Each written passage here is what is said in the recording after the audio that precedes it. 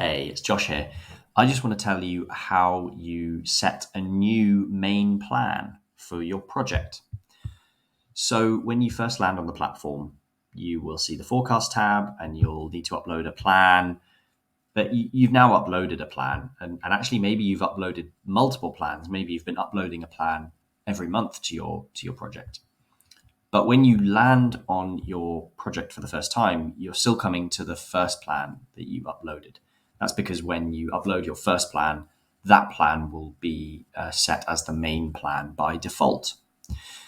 Using this drop down in the top right hand corner of the screen, you of course can go and select different plans.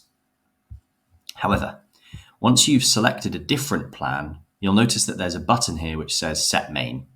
So I'm going to find the appropriate plan that I want to set as the main plan, and I'll then click Set as Main. Set Main. What this means is when I refresh the page, that plan that I set as the main plan will be the first one that appears on the screen, as opposed to anything else. That will also be the plan that is compared as the baseline to your variation.